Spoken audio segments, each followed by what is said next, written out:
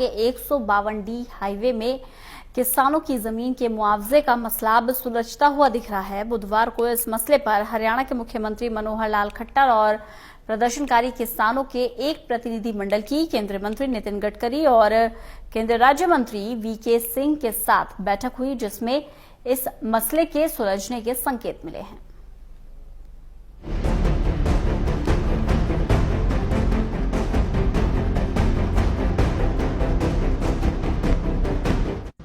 दक्षिणी हरियाणा को उत्तरी और पूर्वी हरियाणा से जोड़ने वाले 152D ग्रीन कॉरिडोर के मुआवजे का मामला अब सुलझता दिख रहा है।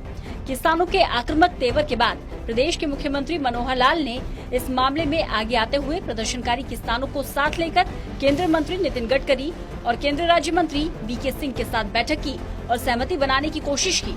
बैठक के बाद मीडिया से बात करते हुए मुख्यमंत्री मनोहर लाल खट्टर ने किसानों की मांग पर लगभग सहमति की बात करते हुए कहा कि अब भूमि के स्तर पर ही राज्य सरकार मुआवजे की राशि को रिवाइज करके नेशनल हाईवे अथॉरिटी को भेजेगी, जिसके बाद वो इस पर निर्णय लेंगे। दूसरा एक रोड है इस्माइलाबाद से लेकर के और कोटपुतली तक 152D की जो जमीन है वो लगभग 4,000 हेक्टेयर ये जमीन 4,000 एकड़ ये जमीन एक्वायर की जानी है।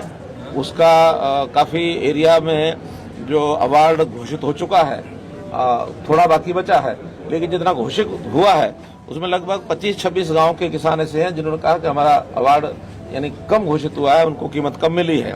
अब चूंकि एक बार अवार्ड घोषित हो चुका है तो उसको बदलाव करने का जो अधिकार है वो नेशनल हाईवे अथॉरिटी के हिसाब से वो आर्बिट्रेटर कोई होता है, आर्बिट्रेटर ही उसको चेंज कर सकता है।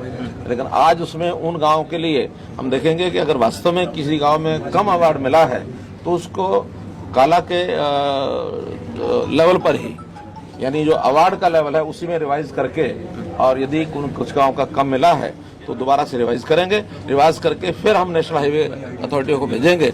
उसके बाद नेशनल हाईवे उसको स्वीकार करता है नहीं करता है, किसान स्वीकार करते हैं नहीं करते हैं, ये उसके बाद होगा। अभी तो दोबारा से रिवाइज करने के बाद आज तय हुई है और रिवाइज करके हमको देंगे। वहीं इस बैठक से प्रदर्शनकारी किसान भी संतुष्ट दिखे और कहा अवार्ड को रिवाइज करने की बात पर सहमति बन गई है। आज पहली बार सरकार ने किसानों के हित में अवार्ड को रिवाइज करने की बात मानी है। मुख्यमंत्री जी ने बताया अभी तक ये अपने हित में तो अवार्ड को रिवाइज करते थे, किसानों के हित में नहीं करते, जो बहुत बड़ी देश के साथ दगाबाजी थी। तो पहली बार किसानों के हित में भी अवार्ड को रिवाइज किया जाएगा, ऐसी सहमति बनी है, ये उसका पालन करेंगे। तो लेकिन एक बात मैं इसमें स्पष्ट कर देना चाहता हूँ, हमें पिछले 6 महीने से सड़कों पर रहना पड़ा और हमारे एक किसान को इसमें आत्महत्या करनी पड़ी, और तब जाके सिर्फ यहाँ तक पहुंचे कानून होते हुए जो NHAI का पैसा ज्यादा चला जाता है तो अवार्ड को रिवाइज करके रिकवरी करते FIR डालते, और हमारा पैसा कम मिले तो हमारा अवार्ड रिवाइज नहीं होता था। लेकिन पहली बार आज केंद्रीय परिवहन मंत्री नितिन गडकरी जी के सामने हरियाणा सरकार और NHAI सब में सहमति बनी कि अवार्ड किसानों के हित में भी रिवाइज होना चाहिए और राज्य सरकार के अधिकार क्षेत्र में आता है। तो राज्य सरकार सेक्शन 33 में अपने DC कलेक्टर के माध्यम से और काला के माध्यम से उसको रिवाइज करके हमें तुरंत न्याय दे, यही हम आशा करते हैं। सर, वहीं इसके साथ ही किसानों ने मीडिया से बात करते हुए ये भी स्पष्ट कर दिया कि अगर उनकी मांगे नहीं मानी जाती है तो वो रेल रोकने के साथ साथ दिल्ली और गुरुग्राम का पानी भी रोकने से गुरेज और परहेज नहीं करेंगे। बात पे कायम है और थोड़ा ही समय देंगे, 2 दिन के बाद आप लोगों को बता दिया जाएगा। नहीं तो रेल भी बंद होंगी और पानी भी बंद होगा और ऊपर से हरियाणा भी बंद होगा। तो किसान अब की बार आर पार के मुंह डाला तो कोर्ट ने कहा रिवाइज हो सकता है, लेकिन जब किसान को कम मिले तो NHAI कहती रिवाइज नहीं होना चाहिए, ये झगड़ा था। तो आज सरकार ने ये रिजोल्व कर दिया कि किसान के हित में भी रिवाइज किया जाएगा, जिससे पूरे हिंदुस्तान का किसान NH के मामले में बहुत ही बुरी तरह से प्रताड़ित और प्रभावित है।